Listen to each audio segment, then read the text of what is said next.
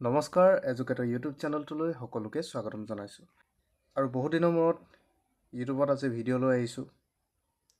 আপোনালোকে বহুত দিন মোক এভেইলেবল পোৱা নাই হয়তো ইউটিউবত, যিহেতু মই অলপ কৰ্মব্যস্ততাত ব্যস্ত হৈ থাকিব লগা হোৱাৰ বাবে ইউটিউবত বহুত দিন ধৰি ভিডিঅ' দিব পৰা নাছিলোঁ।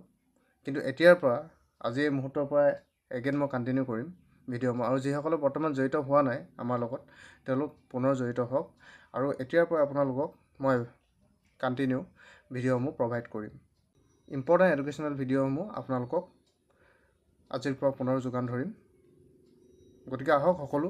বহুদিন ধৰি ভিডিঅ' নিদিয়াৰ বাবে যিসকল আমাৰ পৰা আঁতৰি গৈছিল তেওঁলোক প্লিজ আঁতৰি নাযাব, তেওঁলোক পুনৰ আমাৰ লগত জড়িত হওক আৰু আজিৰ পৰা আমি এগেইন ইউটিউবত ভিডিঅ' আপলোড কৰিম।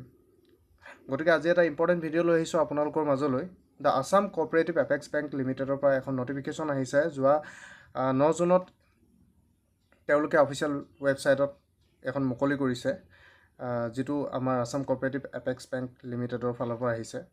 আৰু যিহেতু আপোনালোকে জানে আগন্তুক সময়ত এই এক্সামটো খুব সোনকালে তেওঁলোকে পাতিব, গতিকে তাৰ সন্দৰ্ভত কিনো আহিছে আমি এই ভিডিঅ'টোত চাওঁ। গতিকে আজি এই ভিডিঅ'টো এই নটিফিকেশ্যনখনত কি আছে আমি সেইটো মন কৰোঁ। The structure of the written examination OMR based for recruitment for assistant যিটো পোষ্ট আছে 2026ত, শ্বিডিউল অন 28/6/2026। গতিকে আপোনালোকে নটিফিকেশ্যনখনৰ পৰা বুজিয়ে পাইছে 28 জুনত অৰ্থাৎ দেওবাৰে এক্সামটো কণ্ডাক্ট কৰা হ'ব। আৰু এই এক্সামটো ৰিলেটেড যিখিনি চিলেবাছ তাৰ ওপৰত দিয়া হৈছে, তেওঁলোকে মাৰ্ক ডিষ্ট্ৰিবিউশ্যনটো কৰি দিছে, কোনটো ছেকশ্যনত কিমান মাৰ্কছ থাকিব তাৰ বিষয়ে অলপ চাই লওঁ। জেনেৰেল/ফাইনেন্সিয়েল এৱাৰনেছ ফাৰ্ষ্ট টপিকটোত 40 নাম্বাৰ অফ কুৱেশ্যনছ 40 বুলি কৈছে। গতিকেলৈ যিটো জেনেৰেল এৱাৰনেছ আৰু ইয়াত ফাইনেন্সিয়েল এৱাৰনেছটো ইনক্লুড হৈ আছে।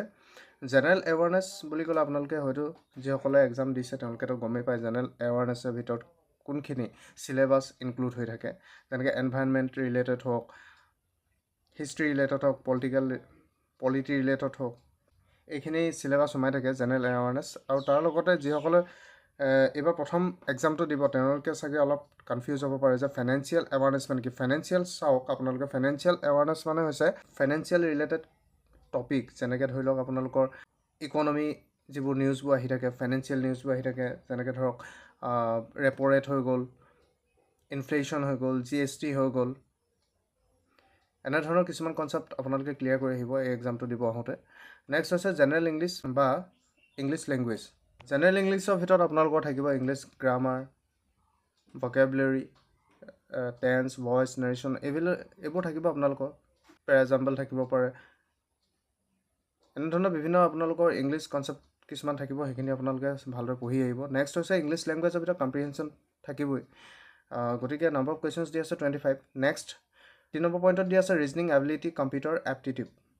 গতিকে ৰিজনিং এবিলিটিৰ ভিতৰত আপোনালোকৰ কডিং ডিকডিং হৈ গ'ল, ডাইচ হৈ গ'ল, ব্লাড ৰিলেশ্যন হৈ গ'ল, এনেধৰণৰ কনচেপ্টবোৰ থাকিব। নেক্সট হৈ গ'ল কম্পিউটাৰ এপ্টিটিউড, কম্পিউটাৰ নলেজ আপোনালোকে জানিব লাগিব অলপ চলপ। নেক্সট হৈছে নিউমেৰিকেল এবিলিটি।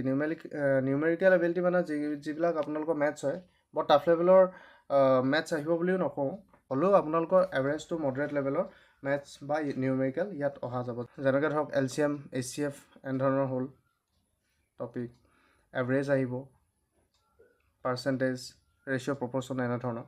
গতিকেলৈ এতিয়া আপোনালোকে ভালদৰে গম পাইছে যে কেনেধৰণৰ কোনটো টপিকৰ পৰা কিমানটা কুৱেশ্যন অহাৰ চান্সেছ আছে, যিহেতু আপোনালোকক এই নটিফিকেশ্যনখনত দি দিছে।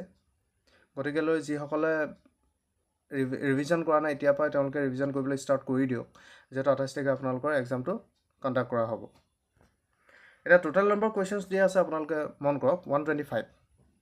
টোটেল মাৰ্কছ হৈ গ'ল 100। All questions will carry equal marks. এতিয়া যদি 100টা কুৱেশ্যনছ হয়, যদি 125টা কুৱেশ্যনছ হয় আৰু টোটেল মাৰ্কছ যদি 100 হয়, তেন্তে পাৰ কুৱেশ্যন আপোনালোকৰ কিমান হ'ব, 0.80কৈ কেৰি কৰিব লাগিব আপোনালোকে, 0.80কৈ থাকিব। ন' নেগেটিভ মাৰ্কিং ফৰ ৰং আনচাৰ্ছ, আপোনালোকৰ নেগেটিভ মাৰ্কিং নাথাকে। ডিউৰেশ্যন অফ দ্য এক্সামিনেশ্যনছ 120 মিনিটছ বুলি কৈছে। আৰু যিটো এক্সামৰ যিটো মিডিয়াম হ'ব এইটো ইংলিছত হ'ব। আপোনালোকে আজি এই ভিডিঅ'টোৰ পৰা নিশ্চয় গম পাইছে আছাম কোঅপাৰেটিভ এপেক্স বেংকৰ যিটো এক্সাম আহিব লগা যিটো এক্সাম, সেইটো 28 তাৰিখে তেওঁলোকে ডেট দিছে।